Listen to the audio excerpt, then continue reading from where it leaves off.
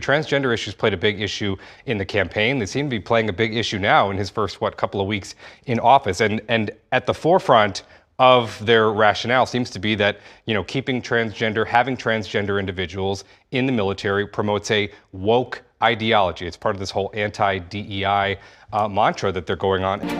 And we're back with the big deal. President Trump kicked off his second week in the Oval Office with a series of policy changes at the Pentagon. He signed 4 executive orders, which include ending diversity programs at the Department of Defense, reinstating service members who were dismissed for not taking a COVID vaccine, creating a missile defense shield to protect the United States, and implementing a pending ban on transgender troops.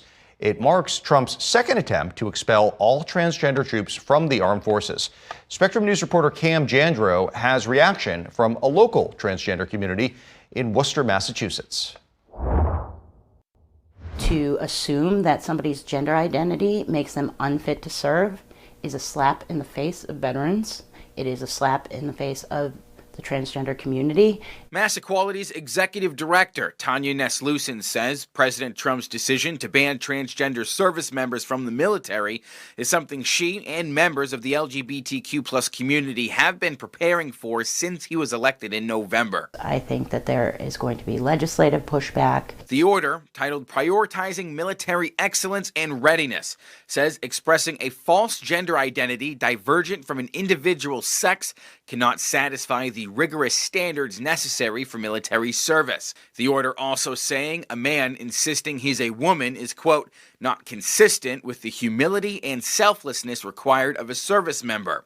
Sentences like those described as hurtful for people like Jay Santora, founder of Central Mass Trans Visibility. It's extremely hurtful, and we've been here before. Trump's first ban was rescinded by President Joe Biden in 2021. It did have some exceptions for people already serving. It's not known if they're part of the new ban. A survey from research center The Palm Center shows just under 15,000 service members are transgender. Santora, who knows trans service members, encourages them to stay strong. And it's hard for us to keep up with every executive order that's being signed every day. But know, in fact, that there are leaders out there that are watching out for us. It's a similar message from Neslucin. We need you in this fight. We need you in this country. You are respected. Your service is respected. Cam Jandro, Spectrum News. In another executive order signed this week, Trump cut federal support for gender transitions for anyone under the age of 19.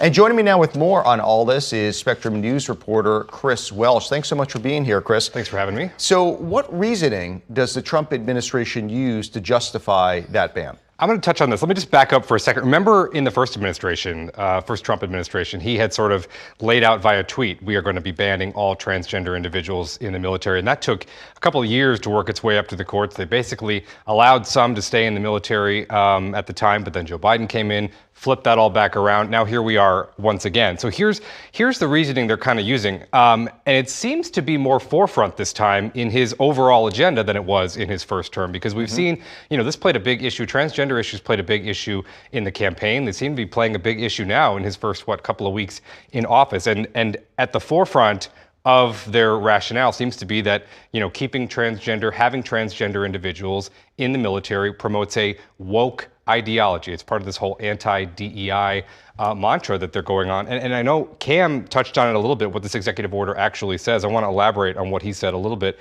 Hormonal and surgical needs involved in taking on a different gender identity, quote, conflicts with a soldier's commitment to an honorable, truthful, and disciplined lifestyle. Now, they're also arguing that having transgender individuals in the military takes money and it takes time. Now, on the flip side of that, others would argue not that much money and not that much time. Right, and they're looking to serve their country. They might have differences biologically than other people, but they're looking to serve their country. And a lot of these people have been serving openly for many, many years, and so many have said this hasn't been an issue. Well, the president is the commander-in-chief, and he has wide powers. Do you believe, or what are the advocacy groups saying when they are challenging this order? Are there any legal justifications for them to try to rescind it? Well, so one of those advocacy groups is Lambda Legal, and they fight on behalf of LGBTQ individuals, and they've already filed a lawsuit here, and they're arguing several things. In fact, they're saying, the argument that this takes away money because the Biden administration had actually compensated and paid for medical expenses for transgender individuals' medical care.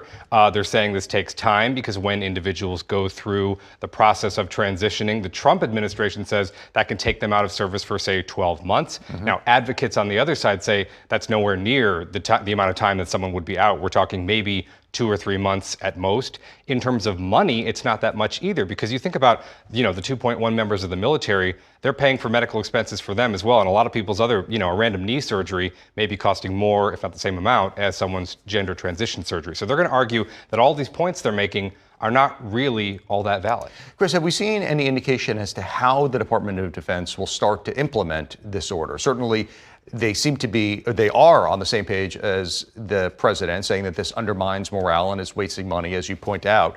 But how will they implement it? Well, and you mentioned the Defense Department. Pete Hegseth himself, the new DoD secretary, wrote in his book, "Trans people should never be allowed to serve. It is that simple." Now, in terms of implementation, though, they're going to take a couple of months to figure out what's going to happen here, because no one really has any idea exactly what's going to happen, because the biggest question that remains is, will the transgender individuals who are currently in the military be allowed to stay, or will they be immediately kicked out? Will this only apply to incoming transgender individuals?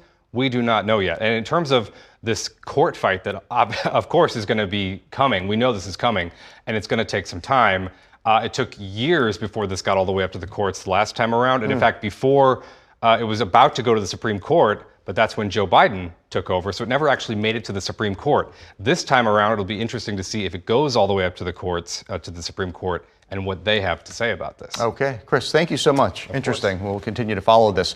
Thank you for watching our YouTube channel. Let Spectrum News be your resource for balanced, in-depth political coverage, and click the subscribe button right here. You can also download our app or watch us on TV to learn more about the candidates, where they stand on the issues, and more. We'll see you then.